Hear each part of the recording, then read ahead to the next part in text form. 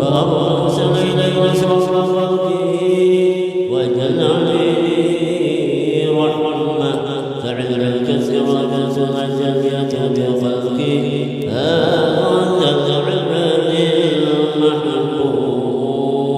المحبوب فانتشر أعظم شرفه في عوالم الشهادة والغيوب فما وجدها ذنب الذي تكرم به المنان وما أعظمها ذنب الذي برز من حضرة الإنسان سورة كائنة كحبي أي كلم محمود فتعتهم بوجودها أكناف الوجود وتتوجد عند العوالم بتراج التكريم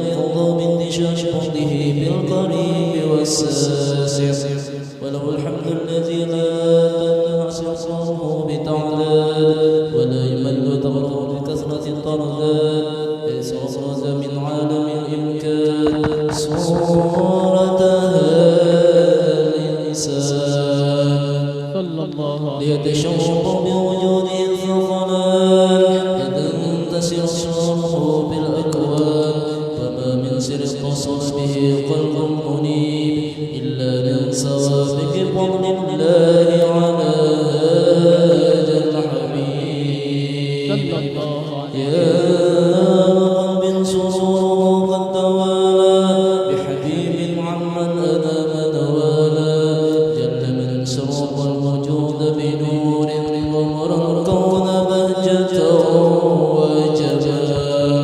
وجمال قد ترقى واشرع المقام وتلهى بمجده وتعالى لهجت العيون بما اجتلته بشرا كاملا يجيع الضلال وهو من فوق لما عنه لمدى بصونه وكمالا فسبحان الذي أبرز من حضرة الامتنان ما يعجز عن وصفه اللسان ويحار في التعقل معانيه الجنان انتشر منه في عالم البطون والظهور ما منع وجود الخلق يدور فتبارك الله من إله كريم بشرنا آياته بالذكر الحكيم ببشارة لقد جاءكم رسول من أنفسكم عزيز عليه ما أنتم حريص عليكم بالمؤمنين رؤوف رحيم فمن وجد هذه البشارة وتلقاها بقلب سليم فقد هدي إلى صراط مستقيم الله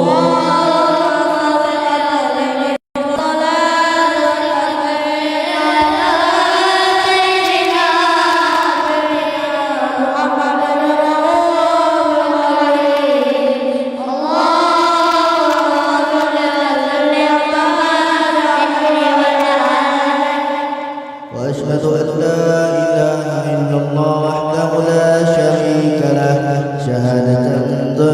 شهادة يغيب بها الإنسان عما تدمع الجنان من التصديق بها والإذعان تثبت بها في الصدور من الإيمان كوائده وتلوه على أهل اليقين من سر القلب الآن وتصديق الشواهد وأشهد أن سيدنا محمدا الأبلغ صادقا في قوله وفعله والمبلغ للغيب أمر بتبليغ الخلق بالفضل ونبله عبدنا صلى الله للعالمين بشيرا ونذيرا فبلغ الرسالة وأدى الأمانة ونظر به من الأمة بشرا كثيرا وكان في ظلمة الجهل المستبصرين سراجا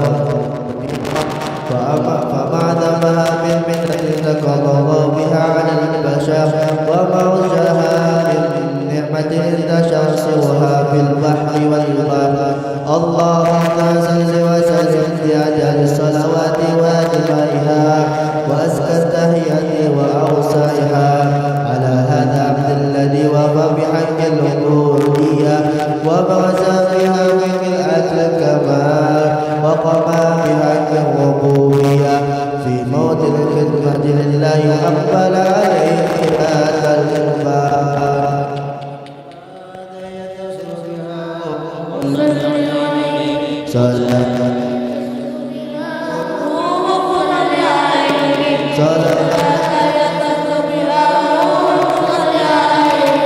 وينبسط في قلبه نور سيستعلق به وأمه ويكتب بها في ليل الليل بإذنه وعلى آله وصحبه الذين توسعت مجري بقربه وتبيض الأشرف أسلم ودهم ما أدعى الأقوال من التلقاء النسيم اللهم صل وسلم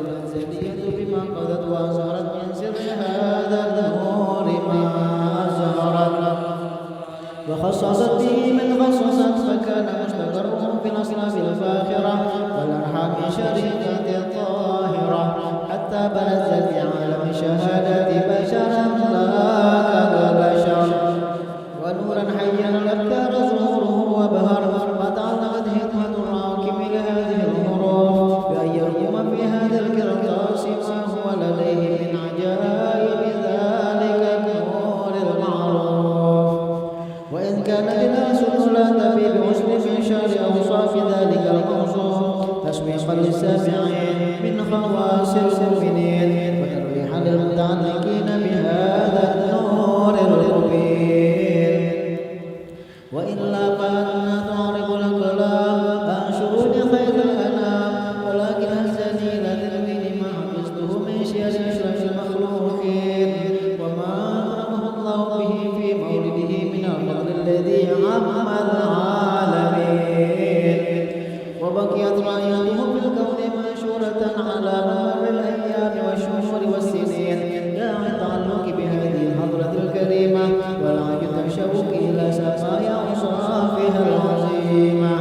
ولعل الله ينفع به المتكلم والسامع، ولعل الله ينفع به المتكلم والسامع، ولعل الله ينفع به المتكلم والسامع، ويدخل في شفاعة هذا النبي شافع ويدرك الحان بروح ذلك النعيم. اللهم صل وسلم والصلاة والتسليم على سيدنا ونبينا محمد الرؤوف الرحيم. اللهم صل وسلم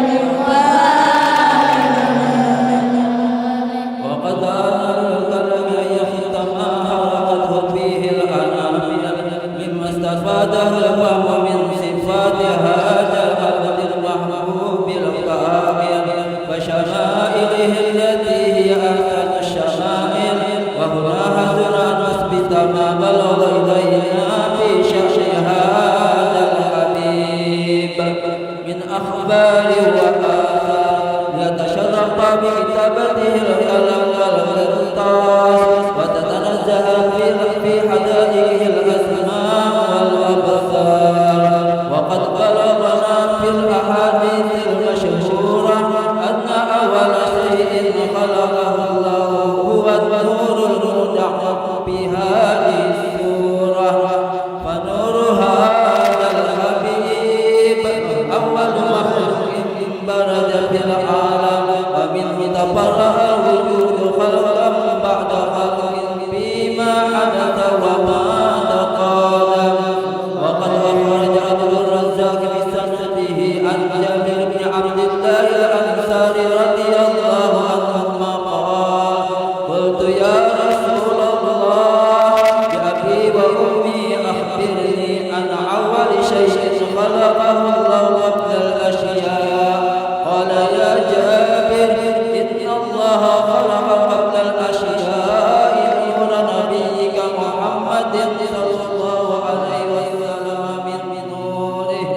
وقد ورد من حديث أبي هريرة رضي الله عنه أنه قال: قال رسول الله صلى الله عليه وسلم: كنت أول النبيين في الخلق وآخرهم في البعث.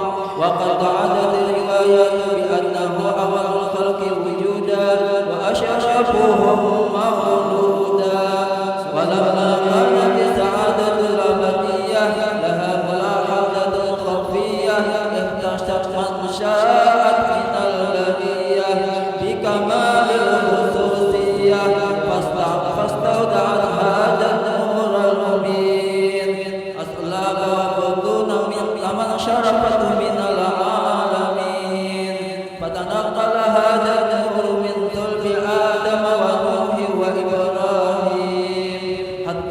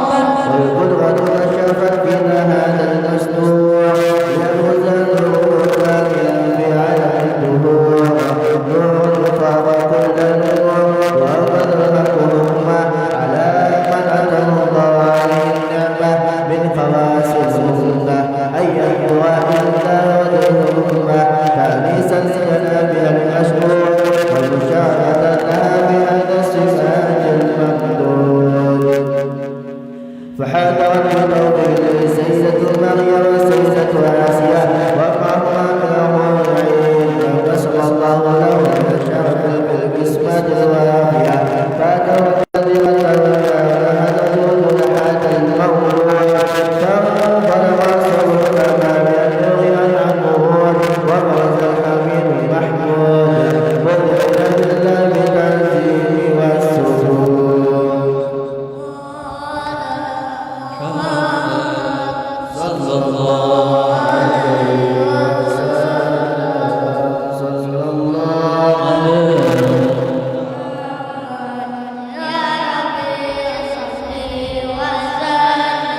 الله يا نبي سلام عليك يا رسول سلام عليك يا حبيب سلام عليك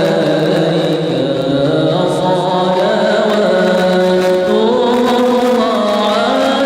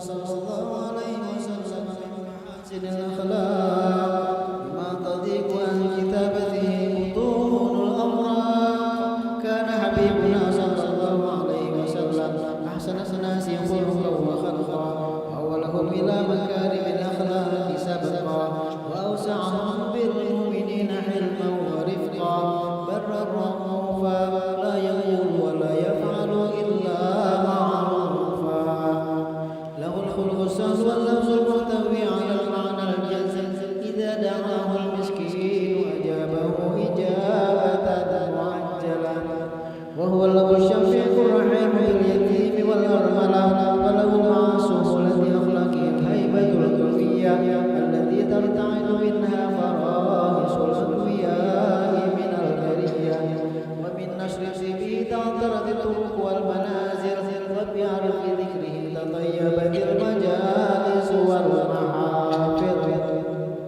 فهو صلى الله عليه وسلم جامع صفات الكمالية والمنفرد بخلقه وخلقه بأشرف الخصوصية فما من خلق في البرية محمود إلا وهو متلقى عن زين الوجود أجمل في وصف الحبيب وشأنه وله العلا في مجده ومكانه أوصاف عز قد تعالى مجدها أخذت على نجم السواب عنانه وقد انبسط الخلق في تكبير ما أفاده العلم من وقائع مولد النبي الكريم وحكاية ما أكرم الله به هذا العبد المقرب من التكريم والتعظيم والخلق العظيم فحسن مني أن أمسك عنة الأخلاق في هذا المقام وأقرأ السلام على سيد الأنام السلام عليك أيها النبي ورحمة الله وبركاته السلام عليك أيها النبي ورحمة الله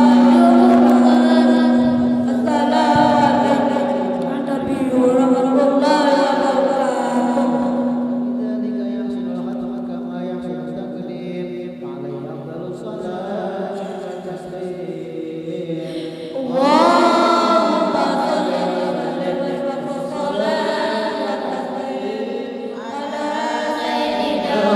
الحمد لله الرحيم اللهم صل وسلم وبارك عليه يا الله يا عظيم أنت العظيم قد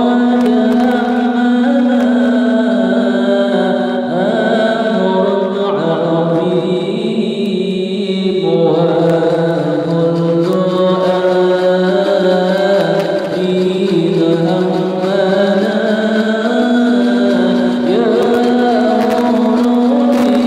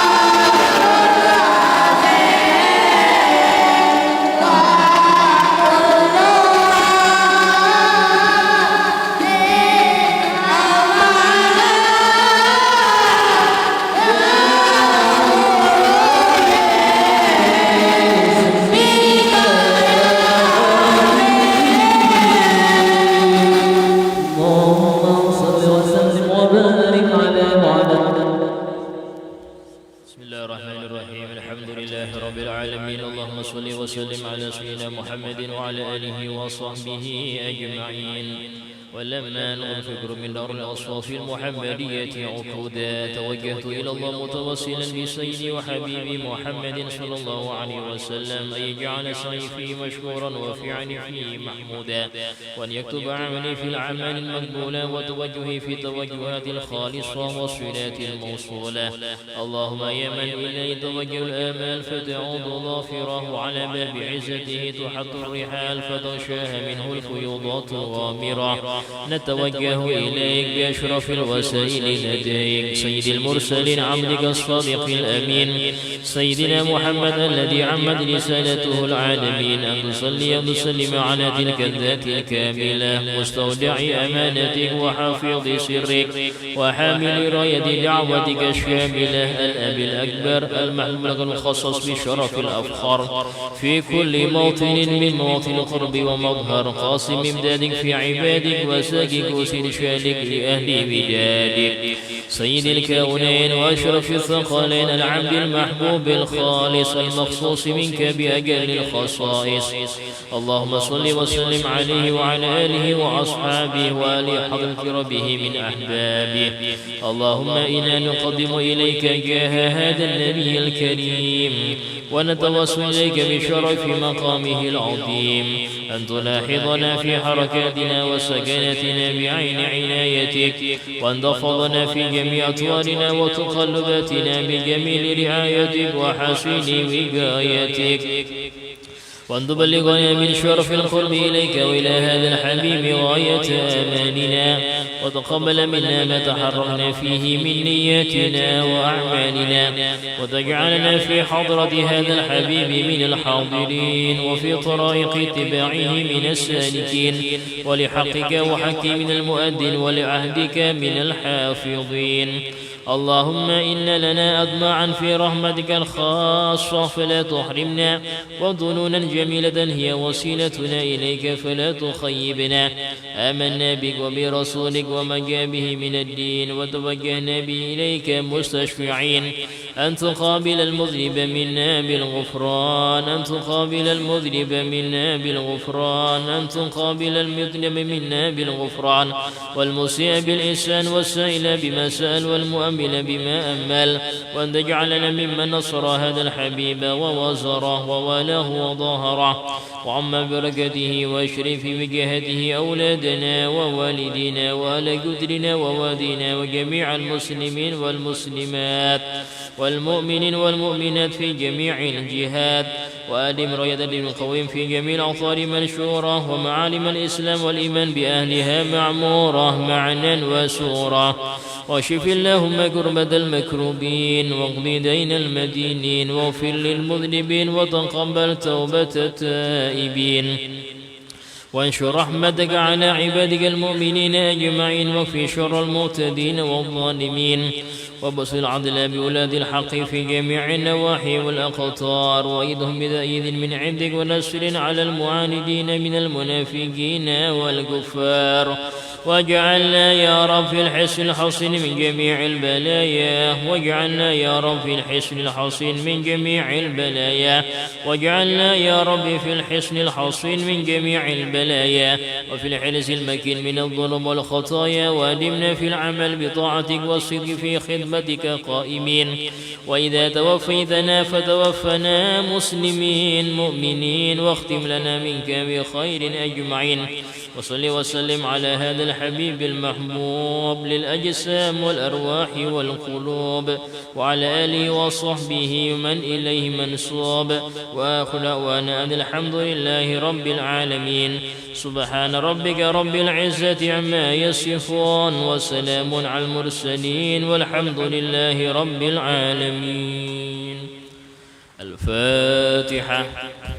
بسم الله الرحمن الرحيم. الحمد لله رب العالمين الرحمن الرحيم مالك يوم الدين، إياك نعبد وإياك نستعين، اهدنا الصراط المستقيم صراط الذين أنعمت عليهم غير المغضوب عليهم ولا الضالين آمين. السلام عليكم ورحمة الله وبركاته. بسم الله الرحمن الرحيم. الحمد لله رب العالمين، وبه نستعين على أمور الدنيا والدين. أشهد أن لا إله إلا الله وحده لا شريك له، وأشهد أن سيدنا محمدا عبده ورسوله لا نبي بعده. اللهم صل وسلم وبارك وكرم وعظم ومجد على حبيبنا وشفيعنا وقرة أعيننا محمد وعلى آله وصحبه أجمعين. سبحانك لا علم لنا إلا ما علمتنا إنك أنت العليم الحكيم. رب اشرح لي صدري ويسر لي أمري واحلل عقدة من لساني يفقه قولي بجاه النبي وآله. قال الله تعالى: وقل رب زدني علما. وقال رسول الله صلى الله عليه وسلم: طلب العلم فريضة على كل مسلم. وقال المصنف الحبيب عبد الله بن حسين بن طاهر باعلوي رضي الله عنه ورضي عنا به ورحمه الله ورحمنا به ونفعنا به في الدار الآمين. Sampai apa itu? Ada yang ingat bagaimana?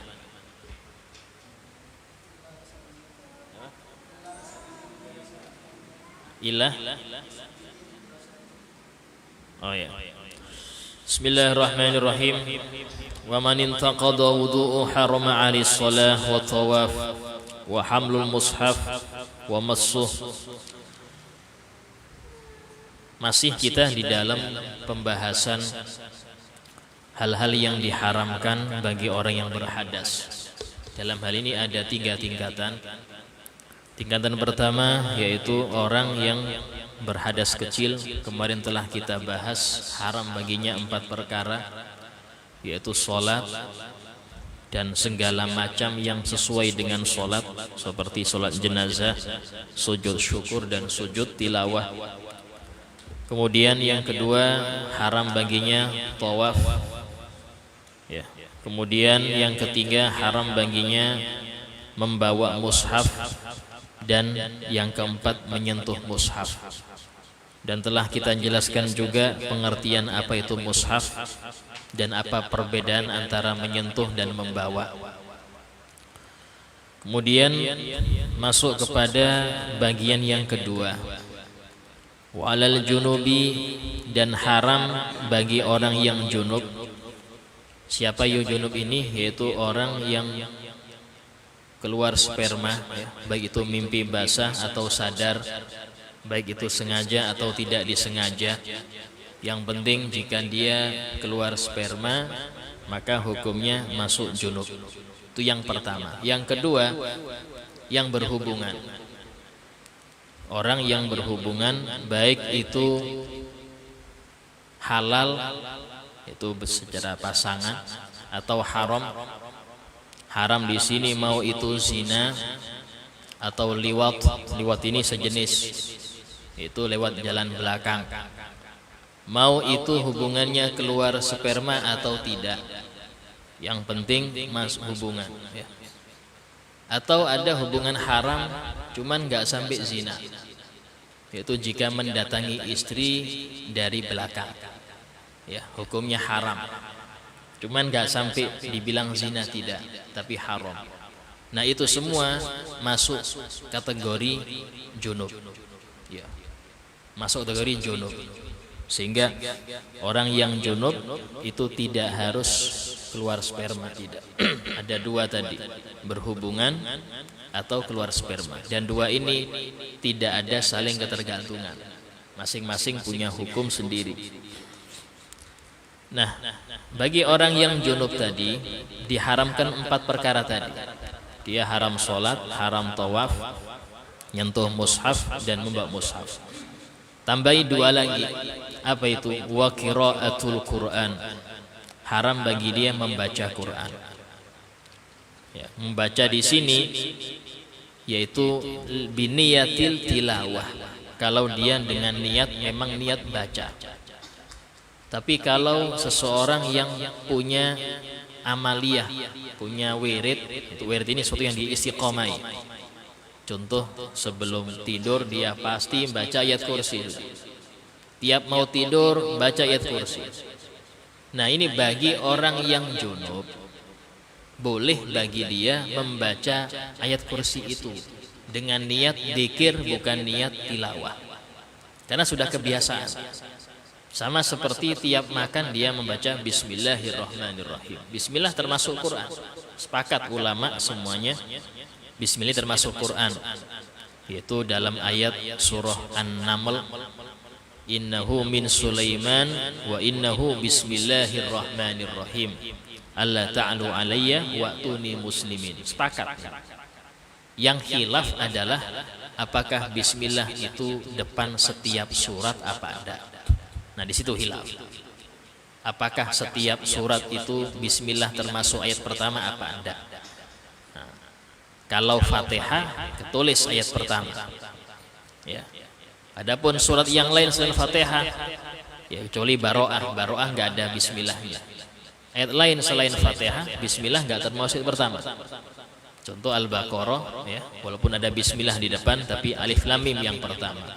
Surah An-Nas ada bismillahnya, tapi yang pertama Qul a'udzu birabbin nas. Adapun untuk Fatihah di sini khilaf kuat, yaitu sebagian jumhur ulama, mayoritas ulama mengatakan bahwasanya bismillah termasuk Fatihah dengan dalil Fatihah ini disepakati oleh ulama adalah yang dimaksud dengan As-Sab'ul Mathani, 7 ayat yang turun 2 kali. Dalam Al-Quran Allah berfirman, وَلَقَدْ آتَيْنَاكَ سَبْعًا مِنَ الْمَثَانِي وَالْقُرْآنَ الْعَظِيمِ. Sungguh ya Muhammad, kami telah menganugerahkan kepada engkau 7 ayat yang turun 2 kali dan Al-Quran yang agung. Yang dimaksud dengan 7 ayat di sini adalah Fatihah. Turun 2 kali karena turun sebelum hijrah dan turun setelah hijrah. Sehingga boleh dinamakan surah Makkiyah, boleh juga dibilang surah Madaniyah. Karena memang turun 2 kali Fatihah. Nah, 7 ayat ini ulama mengatakan tidak sempurna 7 kecuali dengan menambah Bismillahirrahmanirrahim. Beda dengan ayat yang lain. Karena itulah bismillah masuk ayat. Ya. Masuk ayat. Dari sini mazhab Syafi'i tidak sah seseorang membaca Fatihah tanpa bismillah. Bahkan tidak sah seseorang bermakmum dengan imam yang dia yakin imam enggak baca bismillah. Maka batal sholat makmum. Kenapa? Karena dia meyakini Fatihah wajib. Dan Fatihah tidak sah tanpa bismillah. Ketika imam enggak membaca bismillah, dia yakin imam enggak baca bismillah, berarti dia meyakini imam batal sholat. Dalam syarat berjamaah tidak sah makmum berjamaah dengan imam yang dia yakini imamnya batal. Karena itulah kalau tahu imamnya batal karena meninggalkan 1 ayat dari Fatihah, maka makmum wajib mufarokoh. Tidak mufarokoh maka dia batal sholatnya. Ini nyambungnya ke situ.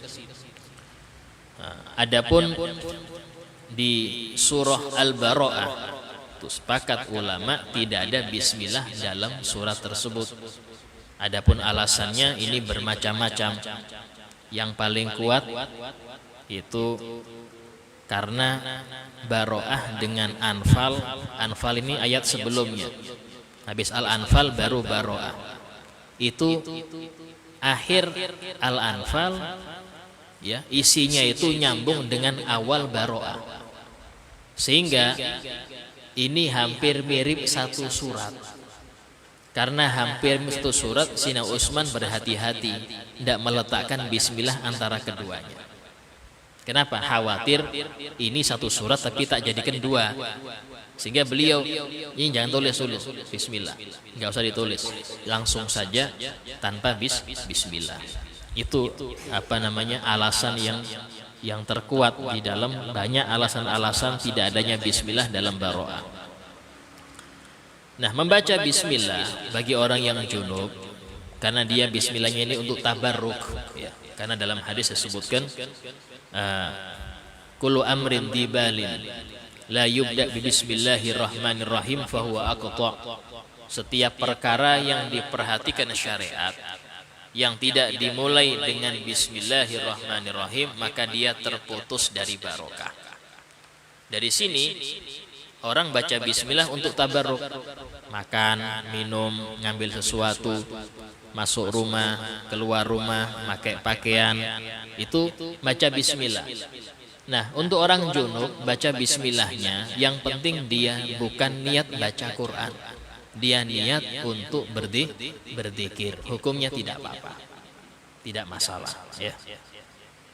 Jadi membaca Quran di sini, Al-Quran di sini apapun ayat Quran. Adapun hadis tidak apa-apa. Baca hadis bagi orang junub tidak masalah. Atau membaca ayat yang sudah dimansuh, ayat yang sudah dihapus. Karena memang Ahlussunnah wal Jamaah meyakini ada nasakh dalam Quran. Maksudnya apa? Ada ayat-ayat yang memang dulunya ada tapi dihapus. Orang Syiah nggak percaya nasakh. Karena itulah orang Syiah sampai sekarang mengatakan Quran sekarang nggak lengkap. Kenapa? Karena banyak yang terbuang. Memang kita meyakini iya, tapi itu memang dihapus di zaman Nabi. Bahkan konon surah At-Taubah, Baro'ah itu panjangnya sama dengan Al-Baqarah. Tapi karena banyak yang dihapus sehingga kayak sekarang ini. Bahkan ada beberapa surat yang dulunya ada tapi nggak ada. Di surah seperti An-Nafl ya tidak ada. Atau ayat yang isinya tentang manusia, itu dalam ucapan Nabi pernah mengatakan laukana di bani Adam wadin minad dahab labagosanian, laukana lahu wadiyani labagosalisan wala yakfihi illa turab. Ini ayat, tapi sampean cari di Quran sekarang nggak nemu. Atau ayat tentang hukum rojam, orang yang sudah pernah menikah tapi dia masih berzina, ini hukumnya rajam. Itu dipendam setengah badan, dilempar batu, nggak besar nggak kecil sampai wafat. Itu ada, tapi di Quran nggak ada sudah. Tapi hukumnya tetap berlaku. Itu ayatnya asy-syaikhu wasy-syaikhatu idza zanaya farjumuhuma albattah. Ini ayat nggak ada sudah. Tapi hukumnya tetap ada. Nah, membaca ayat-ayat yang mansuh itu tidak apa-apa bagi orang junub. Kenapa? Karena secara istilah dia nggak termasuk ayat, walaupun dulunya sempat jadi ayat. Dulunya sempat jadi ayat. Yang kedua, yaitu berarti yang keenam ya. Yang keenam yang diharamkan bagi orang yang junub adalah muksul masjid, menetap di masjid atau i'tikaf. Ya. Tetap di sini berarti ada waktu lama. Ya, istilahnya itu bukan lewat. Kalau lewat saja enggak apa-apa. Contoh lewat di sini seumpama masjid ini, masjid itu punya dua pintu. Pintu A, pintu B. Dia masuk dari pintu A, keluar dari pintu B, ya. Lewat saja. Itu tidak apa-apa untuk junub. Tapi kalau masjid itu punya satu pintu aja, ngapain dia lewat situ? Oh jelas dia muter-muter saja. Jadi nggak ada alasan kalau cuma pintu satu, otomatis haram bagi dia. Atau boleh juga dia hanya mengambil sesuatu yang tertinggal. Masuk masjid, ketinggalan kunci kah, kopiah kah? Dia junub, masuk masjid ngambil kopiah langsung keluar, nggak apa-apa. Yang nggak boleh menetap. Nah ini di masjid, ya. Masjid itu apa? Yaitu tempat yang sudah diwakafkan oleh pemiliknya sebagai masjid. Di tempat yang sudah diwakafkan oleh pemiliknya sebagai masjid. Nah, karena untuk masjid ini perlu lafal, ya perlu lafal. Ada lafadznya, ada sighahnya. Baik itu bentuk tanah atau bangunan. Contoh bangunan seumpama saya bangun sesuatu. Sudah jadi bangunan itu, baru saya mengatakan saya wakafkan bangunan ini menjadi masjid. maka hukumnya bangunan itu otomatis hukumnya hukum masjid. Itu nggak boleh orang junub itikaf di situ, nggak boleh orang haid masuk situ, sah itikaf di sana pahalanya. Orang yang masuk disunahkan sholat tahiyatul masjid. Kenapa? Hukum masjid ada.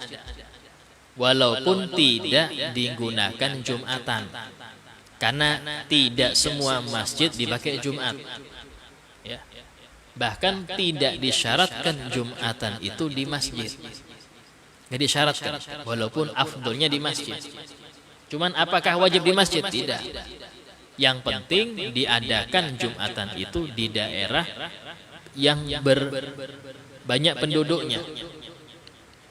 Kalau Jumatan di tengah hutan ya nggak sah, walaupun ratusan orang yang camping di situ, kemah di situ, bikin Jumatan nggak sah. Kenapa? Mana penduduk aslinya? Nggak ada. Sama dengan bikin Jumatan di kapal. Ya, semuanya ini mau berangkat, isinya musafir semua di kapal itu. Tahu-tahu bikin Jumatan di kapal, nggak sah.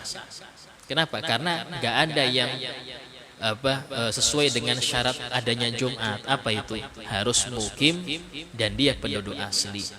Ya ABK nggak ada yang penduduk asli. Kalau ABK itu nggak ada penduduk asli. Nah sama dengan masjid pun sama. Jadi kalau masjid itu diwakafkan, kalau dia sudah berbentuk bangunan, ya sudah bangun itu yang jadi masjid. Dan itu lebih nyaman ya daripada bentuk tanah. Kenapa? Nah, kalau bentuk bangunan, maka nanti bisa kita bangun kamar mandi atau tempat parkir atau rumah kaum, itu nggak masuk kategori masjid. Karena yang diwakafkan cuma bangunan masjid saja. Jadi kalau wakaf tanah seumpama, saya wakafkan, saya punya tanah 50 kali 50, semuanya ini jadi masjid semua. Ini nanti yang dipikir lagi, kamar mandinya taruh mana? Sebab kalau masjid semua nggak boleh untuk dijadikan, hanya rumah kaum kayak apa? Ini kaumnya nggak boleh junub ujung-ujungnya, gara-gara rumahnya dibangun di tanah masjid.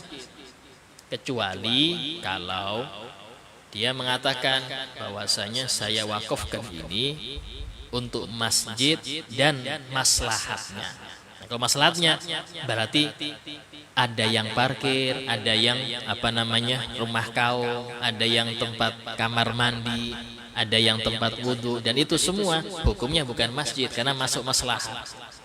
Sehingga orang yang junub di situ tidak apa-apa karena bukan masjid. Ya. Nah, itu sehingga di dalam wakaf itu harus ada rincian. Nah, kalau nggak ada rincian, ya bisa-bisa dia harus membeli kiri kanannya untuk perlengkapan tadi. Ya. Dan boleh juga masjid itu setelah dibentuk bangunan itu atas masjid, bawah enggak, boleh juga. Contoh sama saya bikin bangunan 3 bangunan. Yang atas saya wakafkan untuk masjid, yang tengah untuk rumah saya, bukan masjid berarti ya. Yang bawah toko, boleh, tidak masalah. Ya. Sehingga yang atas tadi itu hukumnya wakaf. Dia sah itikaf di atas sah. Ya, dia hukumnya hukum masjid sudah. Walaupun mungkin itu milik pribadi dia urusannya. Yang penting itu hukum masjid. Bawahnya tidak apa-apa, dia di situ ada kamar dia, mungkin dia junub ya di bawah situ tidak masalah. Tapi di atas tetap hukum masjid. Yang paling bawah lagi malah jadi toko. Nah, jadi ada yang wakaf masjid, ada wakaf musola, beda, 2 hal berbeda. Kalau wakaf seperti ini, saya wakafkan tempat ini untuk tempat sholat, ini jadi musola.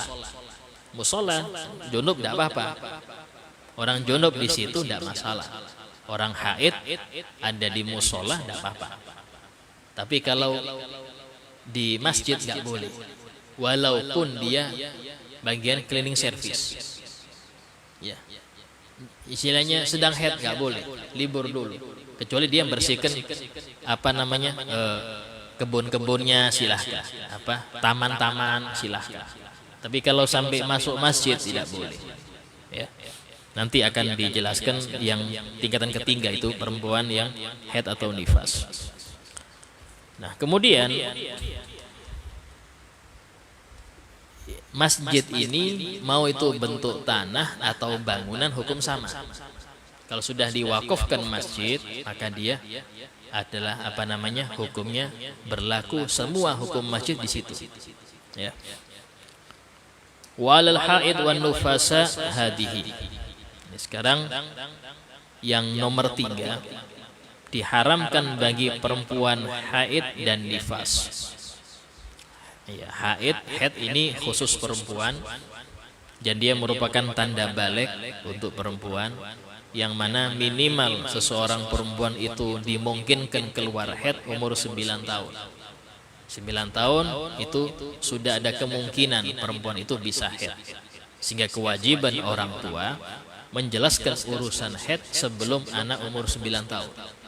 Agar dia tidak kaget ketika keluar darah dari jalan depannya. Harus itu dikasih tahu. Kalau enggak bisa dosa orang tua. Karena ini termasuk ilmu wajib. Ya. Kemudian bias minimal darah haid ini keluar sehari semalam atau 24 jam. Itu minimal. Kurang dari itu maka bukan haid, alias istihadah. Apa bedanya? Sama-sama darah. Bedanya kalau istihadah, darah yang keluar tapi enggak memenuhi syarat haid. Apa sih syarat haid? Minimal 3. Jadi walaupun kita ini laki-laki tetap harus paham. Kenapa? Karena istri perempuan. Dan Anda mungkin calon bapak untuk putri-putri Anda harus ngerti. Ya. Yaitu yang pertama diawali oleh masa suci 15 hari. Jadi nggak mungkin terjadi haid kecuali sebelumnya harus masa suci minimal 15 hari. Yang kedua cirinya minimal haid ini sehari semalam, alias 24 jam. Saya tidak mengatakan dari subuh ke subuh, bukan. Contoh seperti ini, ada perempuan keluar darah 5 hari. Maka kita tanya, itu per hari sampean keluarnya berapa jam? Karena jarang ya perempuan itu yang keluar full, itu jarang. Dan dia pasti merasa itu. Dia pasti merasa waktunya keluar dia, apalagi awal-awal darah itu biasanya panas, ya, kental, terus istilahnya baunya itu bau amis. Itu biasanya agak marahan itu karena sakit-sakitnya, seneng ngomel sendiri. Itunya awal-awal darah datang. Nah, kalau semua dia bilang 1 hari 4 jam hari pertama, oh iya, hari kedua 5 jam, hari ketiga sekian jam. Kalau jumlah dari 5 hari itu mencukupi 24 atau lebih, maka kita hukumi Anda sedang keluar haid 5 hari itu. Berarti apa? Dia nggak wajib sholat, dan nggak boleh sholat, bukan haram, dan nggak usah qadha karena memang haid. Tapi ketika dihitung jumlah jam yang di 5 hari itu nggak sampai 24, berarti ini istihadah bukan haid. Nah, kalau sudah ketahuan istihadah, wajib dia mengqadha sholat yang dia tinggalkan di 5 hari ini. Loh, dia nggak dosa karena dia sangka haid.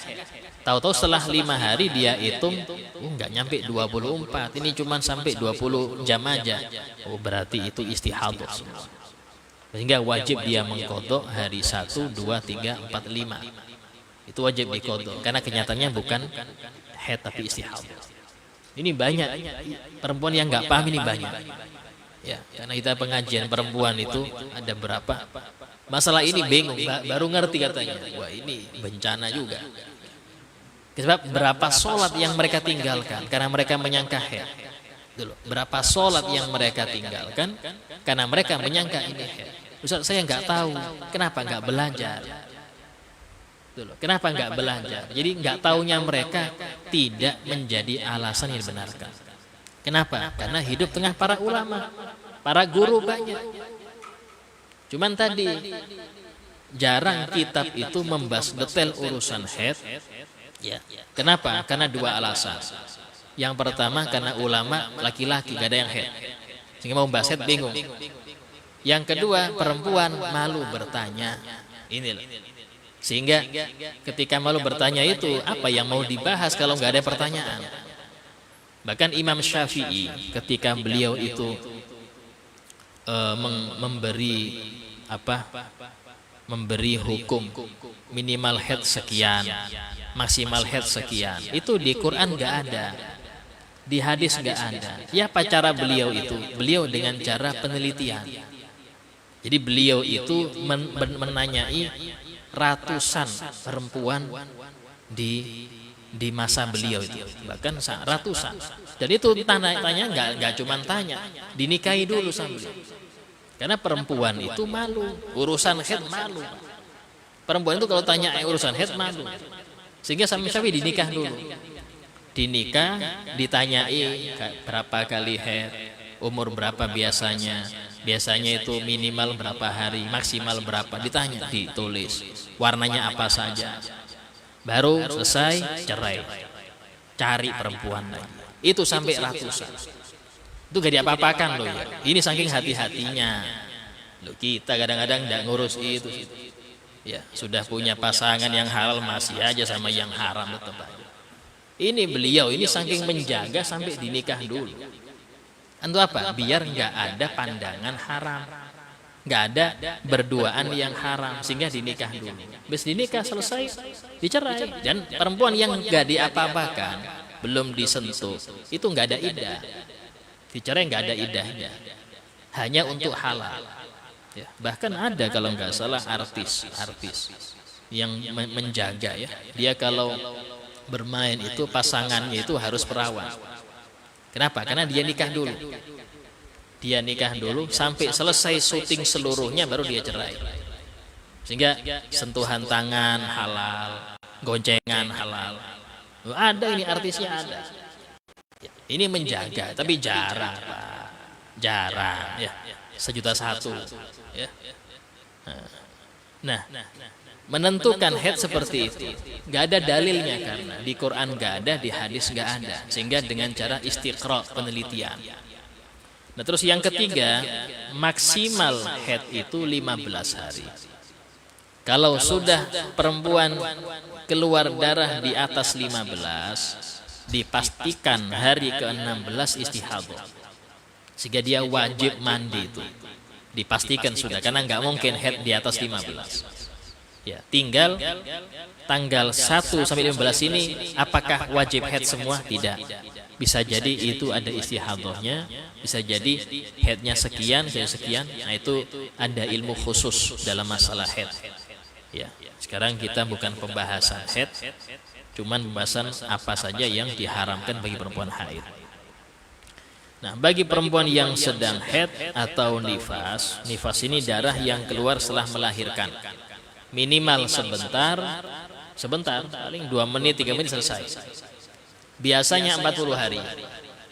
Maksimal 60 hari atau 2 bulan. Itu maksimal. Ya. Perempuan yang sedang haid atau nifas diharamkan 6 tersebut. Yaitu sholat, tawaf, nyentuh mushaf, bawa mushaf, membaca Quran, sama masuk menetap di masjid. 6 ini haram. Ditambahi lagi apa? Wasaum. Yang ketujuh, puasa. Orang yang haid haram puasa.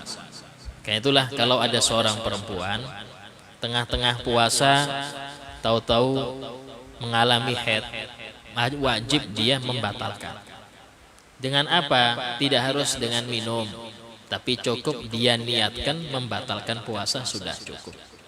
Walaupun kurang 5 menit adzan maghrib. Ustaz, habis ini adzan tetap. Anda wajib membatalkan dan wajib diqadha. Ini perbedaan puasa dengan sholat.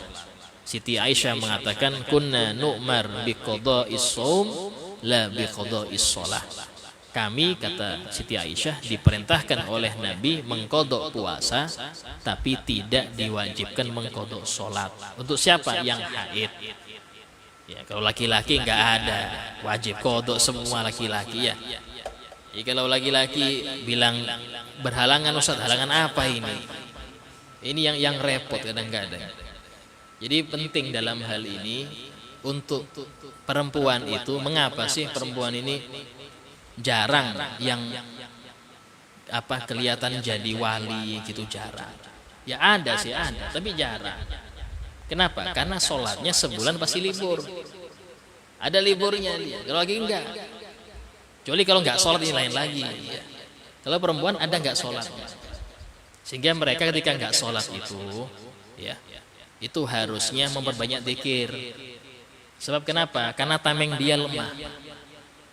Itulah rata-rata perempuan kalau sedang haid, kalau tidak ada wirid atau zikir, itu gampang kerasukan.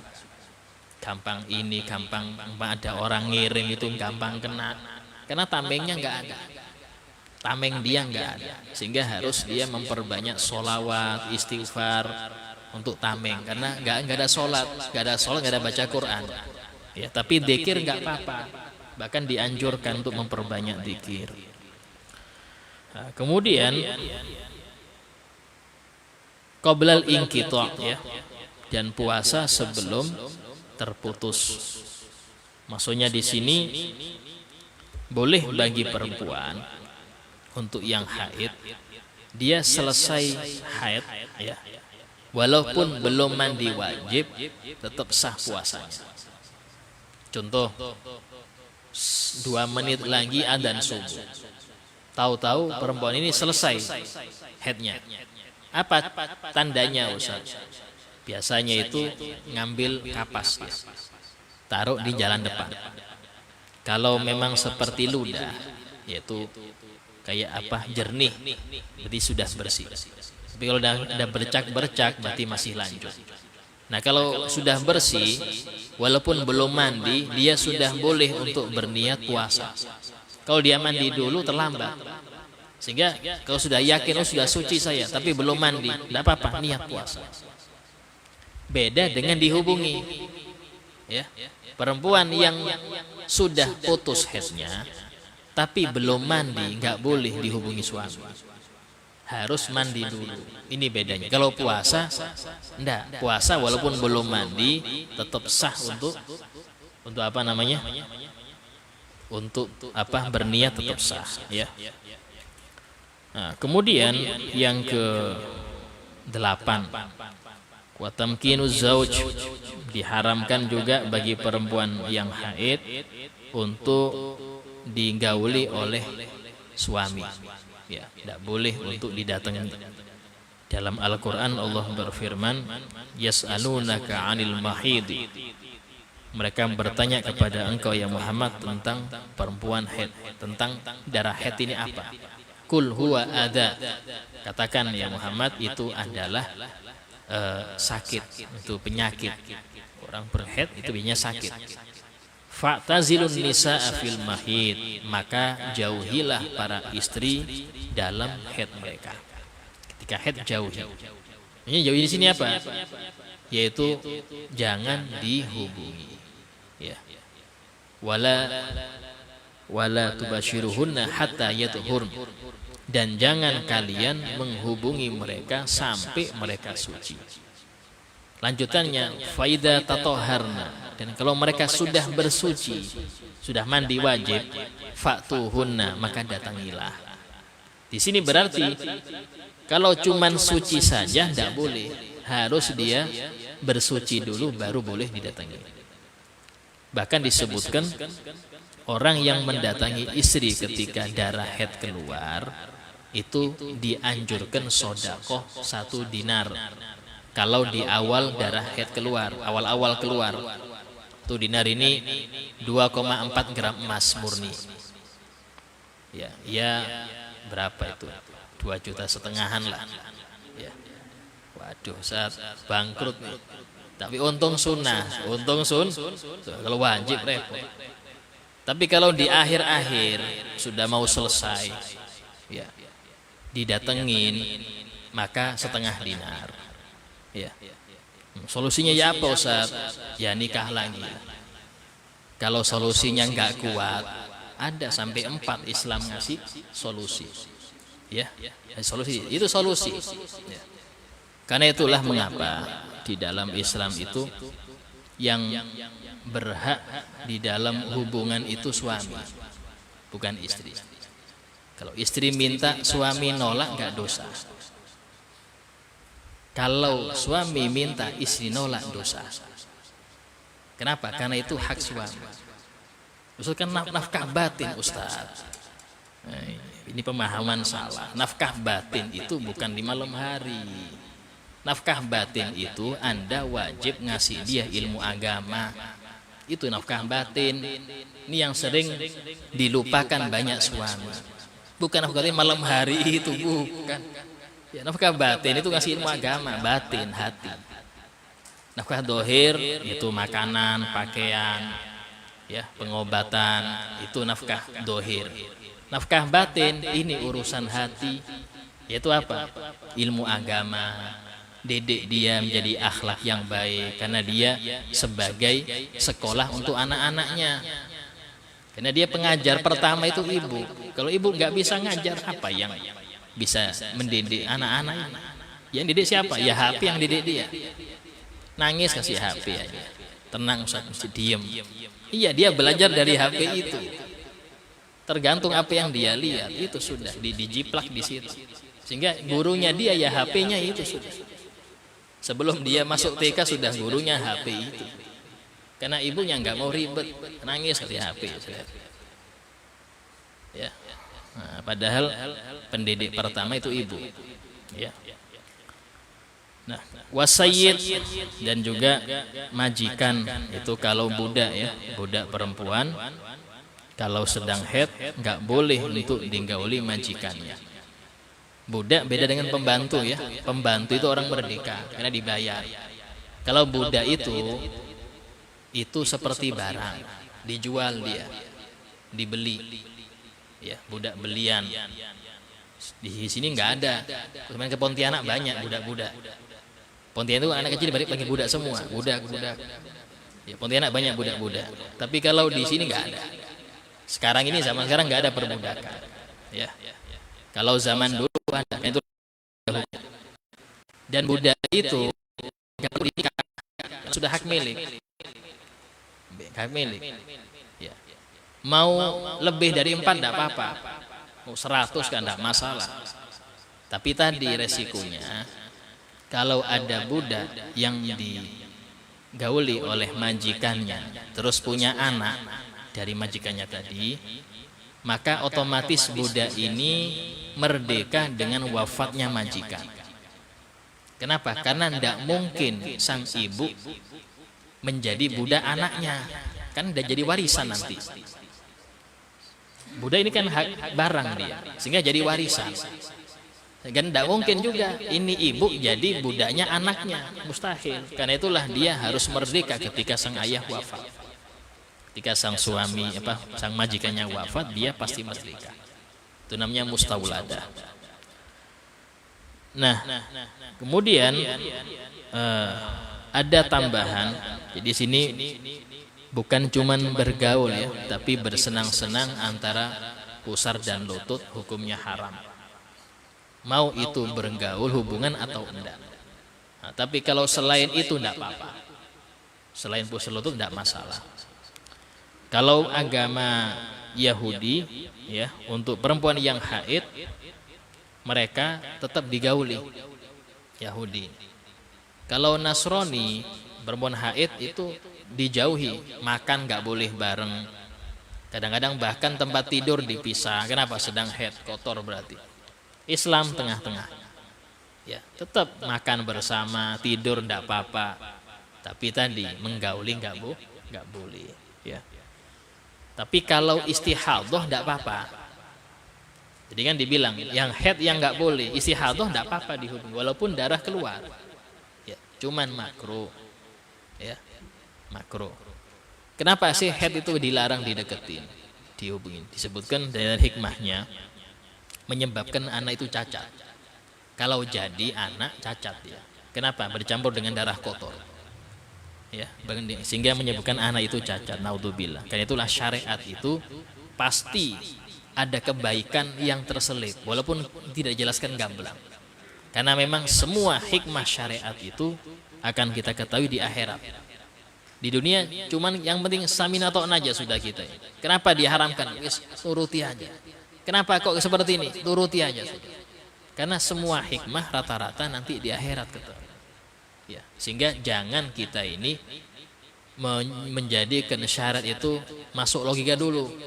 Kalau masuk logika saya turut Ustaz, kalau nggak masuk nggak mau nurut, ini repot lagi. Ya, tidak bisa seperti itu.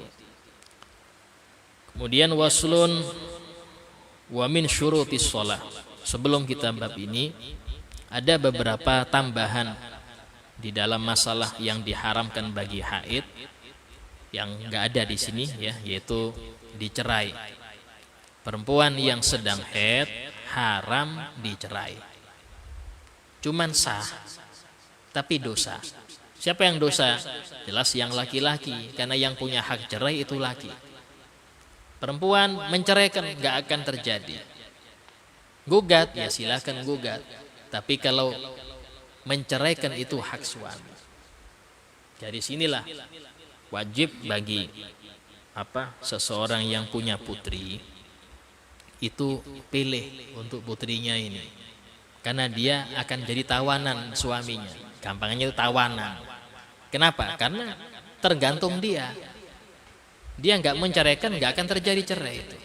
Walaupun ini perempuan kabur, dia dosa dalam laknat Allah kalau dia kabur tanpa ada sebab. Sehingga wajib bagi orang tua perempuan tadi nyarikan. Sehingga disebutkan ada seorang datang kepada Imam Hasan Basri. Ya Imam, aku ini punya seorang putri, sudah waktu nikah.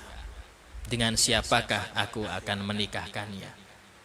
Maka beliau mengatakan, zawijuha bittaqi, nikahkanlah dengan yang bertakwa. Kenapa? Kalau dia mencintai putrimu, maka dia akan memuliakannya. Kalau dia nggak seneng, mungkin karena akhlak putrimu yang nggak beres, dia tidak akan mendoliminya, tidak akan nyakiti, karena tahu nyakiti haram. Itu kalau istilahnya itu orang yang ngerti agama. Sama dengan untuk laki-laki, Nabi SAW bersabda, takhayyaru linutofikum, pilih-pilihlah untuk tempat benih kalian. Kenapa? Final irkodasas, karena rahim itu pengaruh. Rahim itu tempat di mana janin ini 9 bulan di situ, itu pengaruh untuk wataknya. Sehingga 70% akhlak anak itu tergantung ibu, bukan abah, ibu. Nah, tinggal pendidikan dari abah ini yang merubah bisa. Nah, jadi ibu dulu, karena dia 9 bulan di perut, tambah lagi ASI 2 tahun, sehingga watak ibu pengaruh di situ. Sehingga Nabi sabda, pilih-pilih untuk tempat benih, karena pengaruh, ya pengaruh. Tapi kalau untuk kecerdasan itu ke ayah.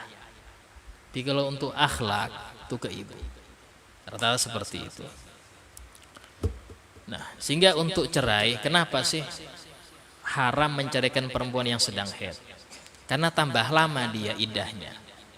Iddah ini apa? Iddah itu yaitu perempuan menahan diri di masa iddah. Dari apa? Dilihat iddah apa? Iddah itu ada 2. Ada iddah cerai, ada iddah wafat. Kalau iddah cerai ada 2 juga. Yaitu apa? Dia sedang hamil atau tidak hamil. Kalau dia sedang hamil, maka iddahnya sampai melahirkan. Melahirkan selesai. Tergantung, kalau dia dicerai umur baru 2 bulan kehamilan, tambah lama, bisa 6 bulan dia. Tapi kalau sudah hampir 9 bulan dicerai, nggak lama juga, langsung melahirkan. Nah, kalau dia nggak hamil, ada 2 lagi pembagiannya. Yaitu apa? Dia masih aktif haid apa enggak? Kalau dia masih aktif haid, itu masa iddahnya 3 kali suci. Karena itulah menceraikan perempuan yang benar itu ketika suci, sehingga dihitung langsung 1, cerai 1 sucian. Haid suci lagi 2, haid suci lagi 3. Masuk haid yang ketiga selesai dia iddahnya. Tapi kalau dia dicerai waktu haid, nah ini belum masuk masa suci sehingga tambah lama dia. Dan itu menyakiti dia. Ya. Kenapa menyakiti? Karena ketika perempuan itu iddah, dia nggak boleh dilamar, nggak boleh melangsungkan pernikahan, nggak boleh keluar rumah. Keluar rumah sampai kapan? Sampai iddah selesai. Tapi ini hukum banyak dilanggar perempuan sekarang. Banyak dilanggar ini. Ya, baru seminggu suami meninggal keluyuran sudah. Dan pakai gincu lah segala, ya Allah. Hukumnya haram, tidak boleh. Itu sudah di Quran, nggak ada hilaf lagi. 4 madhab semua sepakat. Nah kalau dia sudah nggak haid, contoh umur menopause ini perempuan umur 56 sudah nggak haid lagi. Itu atau perempuan ini tidak pernah haid dari kecil, Siti Fatimah Az-Zahra tidak pernah haid, ya, sehingga ibadahnya itu sama dengan laki, nggak pernah haid sama sekali. Nah itu 3 bulan terhitung dari ucapan cerai suami, bukan ketokan palu hakim ya, karena sebagian orang salah kaprah, kan belum ketok palu Ustaz, yang ketok jitakmu baru selesai. Ini kadang-kadang maaf, saya ada banyak kasus, Ustaz, ini fulan nyaraikan istrinya berkali-kali. Padahal 3 kali itu sudah nggak boleh lagi kecuali pakai muhallil. Ini sudah berkali-kali tapi masih satu rumah, masih hubungan. Saya bilang, loh kenapa? Ustaz, belum disidang, kan belum ketok palu katanya. Ya ketok jitaknya baru selesai lagi. Itu zina hukumnya. Kalau sudah terjadi cerai 3 kali, nggak boleh lagi balik kecuali dia iddah dari suami pertama tadi. Kemudian habis selesai iddah dia nikah dengan laki lain, harus ada hubungan dengan laki itu. Baru dicerai oleh laki kedua tadi, iddah dulu, baru balik lagi dengan akad baru dengan suami pertama. Itu pun kalau nggak cocok dengan suami kedua. Kalau sudah cocok selesai sudah, game over, nggak bisa lagi. Nah ini banyak yang dilanggar, maaf, banyak yang dilanggar, ya. Sehingga yang seperti itu kalau ada anak kayak apa, hukumnya kayak apa. Padahal tidak suami istri lagi. Nah ini banyak ya. Ini penting.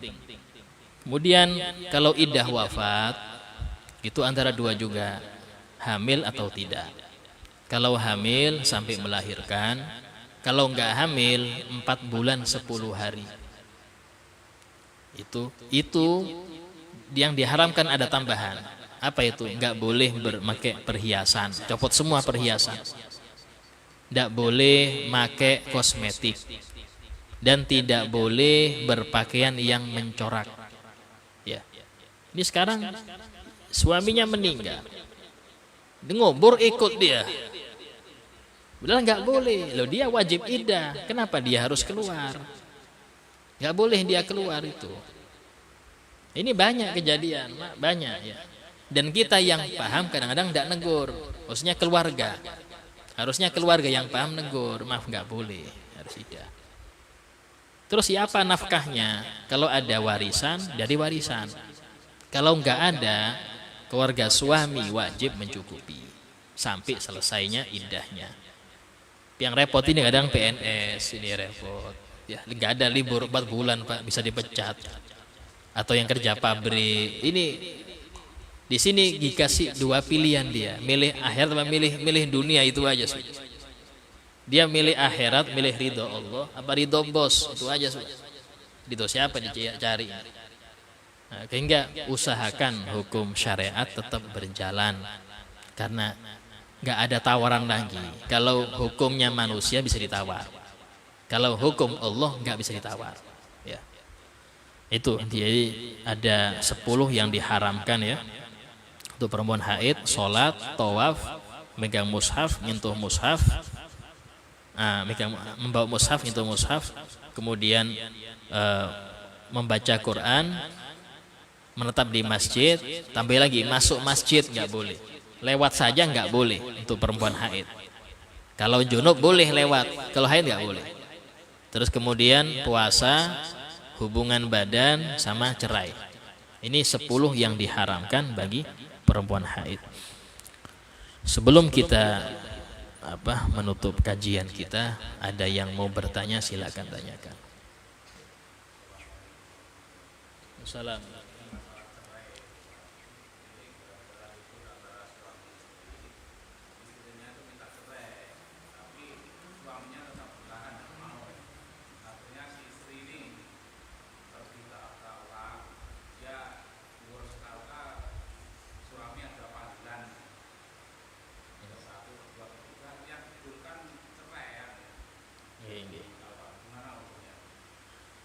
Biasanya yang kita dapati ya di masyarakat itu ada mediasi dulu, dan tidak mungkin laporan perempuan itu diterima kecuali pasti ada kesalahan dari suami.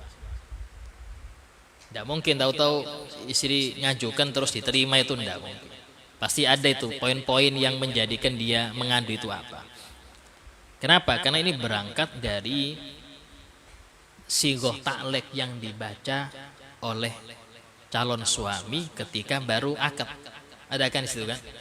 Kalau saya menyakiti secara fisik atau enggak ngasih nafkah sekian bulan segini ini, dan kemudian istri saya lapor dengan membayar materai, kemudian ini, maka jatuh talak 1. Nah, itu kalau diucapkan jadi. Sehingga laporan istri tadi itu sebagai implementasi dari sigoh taklek yang dia baca dulu. Dan memang di dalam hal tersebut nggak langsung KUA itu jatuhkan, nggak langsung. Dia pasti manggil dulu mediasi. Istilahnya itu bisa baikan. Kalau bisa baikan selesai, nggak perlu untuk cerai, nggak perlu. Ya. Nah, itu ada sampai nggak salah 2 kali 3 kali. Cuman yang salah di sini kalau yang suaminya mangkir, dia nggak mau datang. Berarti apa? Ngaku salah, cuman nggak mau datang. Harusnya datang. Sehingga terjadi mediasi di situ. Karena memang dalam hal ini, ya, ketika membaca daripada sigoh taklek itu, dia terikat. Memang sigoh taklek ini ya isinya bagus juga untuk menjaga hak-hak istri tadi. Karena kalau dia disakiti lapor kemana? Kayak itulah sering saya bilang, usahakan perempuan itu jangan mau nikah siri. Kenapa? Karena kalau diapa-apakan oleh suami nggak bisa lapor. Kemana dia lapor? Dia nggak tercatat. Betul. Kalau dia ditinggal suaminya berbulan-bulan, dia nggak bisa nikah lagi. Kenapa? Karena dia belum dicerai. Ini tersiksa yang gini. Kasihan, yang nikah sini kasihan. Sehingga jangan mau nikah siri itu. Nikah yang resmi, sehingga gampang dia itu kalau ditindas dia gampang untuk lepas, itu gampang ya. Dan ini memang sangat penting untuk menjaga para perempuan yang notabene lemah ya, seperti itu. Pertanyaan lain?